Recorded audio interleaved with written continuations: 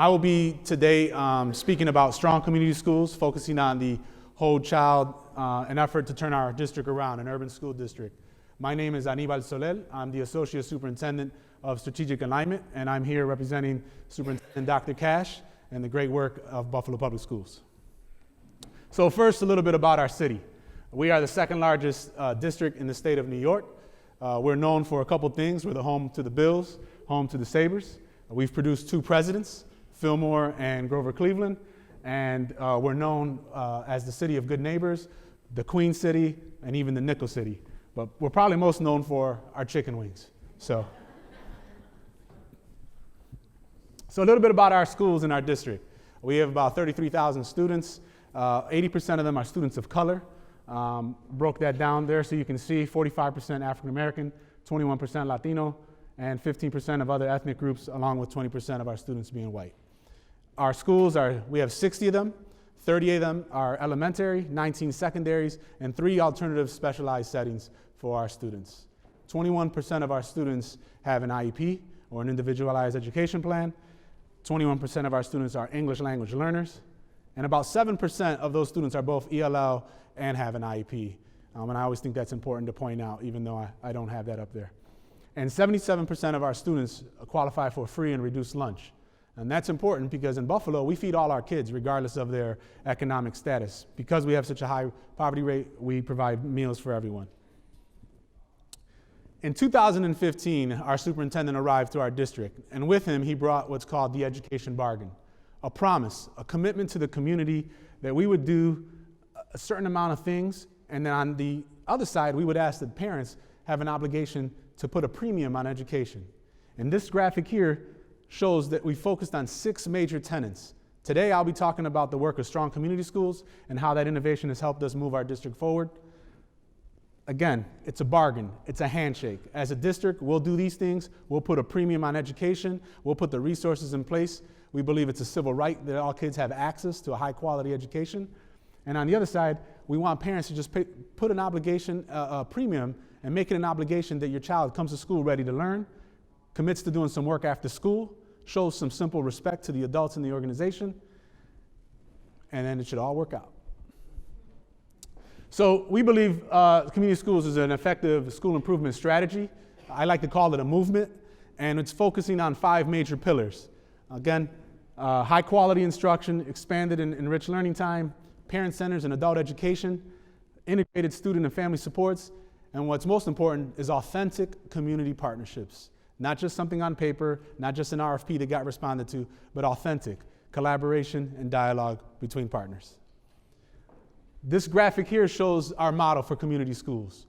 Our belief is that we have to make the school the epicenter to the school improvement and school reform and servicing the whole child. And so here, this graphic, you see the families coming into the schoolhouse, and our school is the hub. It's the epicenter. We provide resources. We've expanded our day 2 hours longer in all of our community schools. We're open twice a month on Saturdays from 9 to noon. We provide a hot lunch, a breakfast. Family comes to school, doesn't have clothes. We want the community school to solve that issue, solve that problem.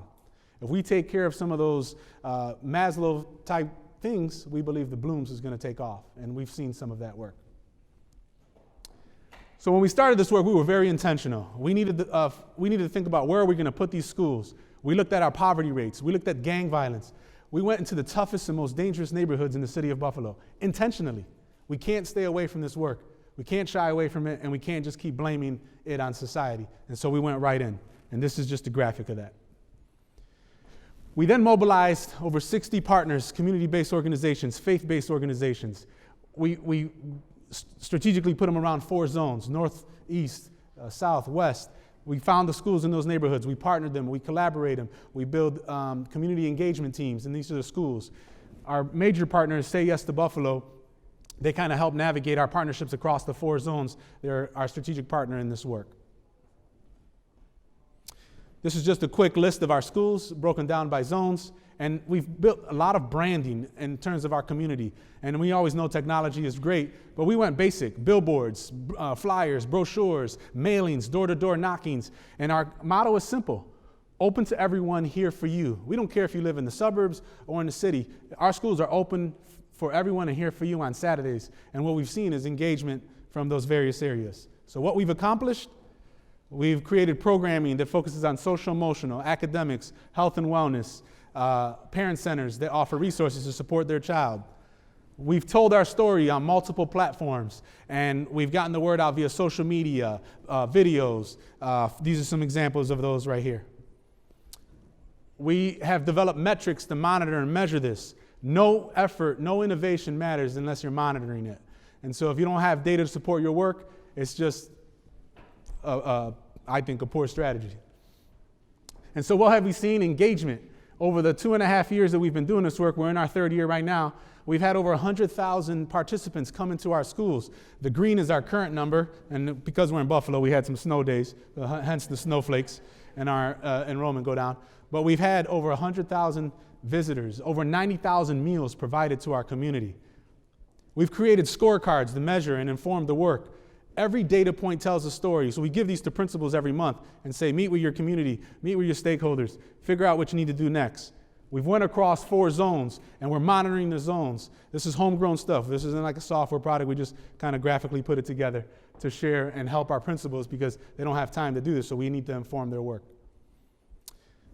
We've been doing this now for 2.5 years, and we started in 2015-16, and in a short amount of time in New York State accountability, the 12 schools that were the lowest performing have now flipped to 11, to green.